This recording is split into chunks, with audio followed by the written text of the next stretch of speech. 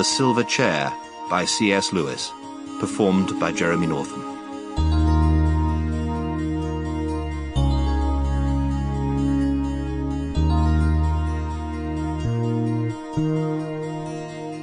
Chapter 1. Behind the Gym. It was a dull autumn day, and Jill Pole was crying behind the gym. She was crying because they had been bullying her. This is not going to be a school story, so I shall say as little as possible about Jill's school, which is not a pleasant subject. It was co-educational, a school for both boys and girls, what used to be called a mixed school. Some said it was not nearly so mixed as the minds of the people who ran it. These people had the idea that boys and girls should be allowed to do what they liked. And unfortunately, what 10 or 15 of the biggest boys and girls liked best was bullying the others. All sorts of things, horrid things, went on, which at an ordinary school would have been found out and stopped in half a term. But at this school they weren't. Or even if they were, the people who did them were not expelled or punished. The head said they were interesting psychological cases, and sent for them, and talked to them for hours.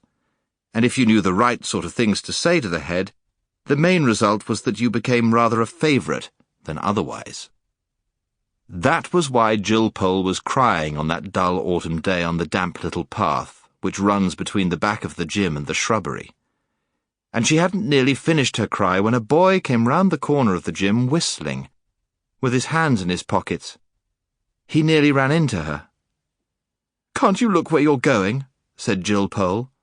"All right," said the boy, "you needn't start." And then he noticed her face. "I say, Pole," he said, "what's up?" Jill only made faces, the sort you make when you're trying to say something, but find that if you speak you'll start crying again. "It's them, I suppose, as usual," said the boy grimly, digging his hands further into his pockets. Jill nodded. There was no need for her to say anything, even if she could have said it. They both knew. "Now look here," said the boy. "There's no good us all." He meant well, but he did talk rather like someone beginning a lecture. Jill suddenly flew into a temper, which is quite a likely thing to happen if you've been interrupted in a cry. "Oh, go away and mind your own business," she said. "Nobody asked you to come barging in, did they? And you're a nice person to start telling us what we all ought to do, aren't you? I suppose you mean we ought to spend all our time sucking up to them and currying favour and dancing attendance on them like you do." "Oh, law," said the boy, sitting down on the grassy bank at the edge of the shrubbery, and very quickly getting up again because the grass was soaking wet.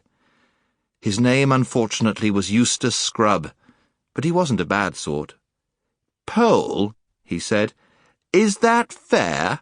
Have I been doing anything of the sort this term? Didn't I stand up to Carter about the rabbit?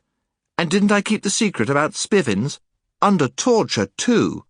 And didn't I don't know, and I don't care," sobbed Jill. Scrubb saw that she wasn't quite herself yet, and very sensibly offered her a peppermint. He had one too.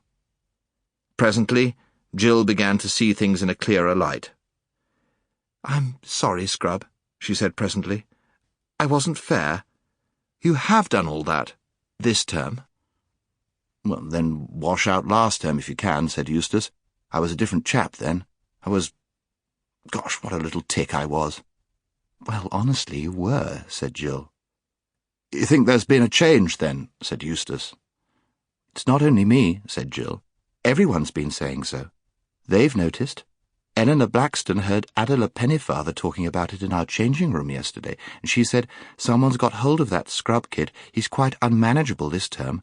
We shall have to attend to him next.'" Eustace gave a shudder. Everyone at Experiment House knew what it was like being attended to by them. Both children were quiet for a moment. The drops dripped off the laurel leaves. "Why were you so different last term?" said Jill presently. "A lot of queer things happened to me in the holes," said Eustace mysteriously. "What sort of things?" asked Jill. Eustace didn't say anything for quite a long time. Then he said, "Sample complete. Ready to continue?"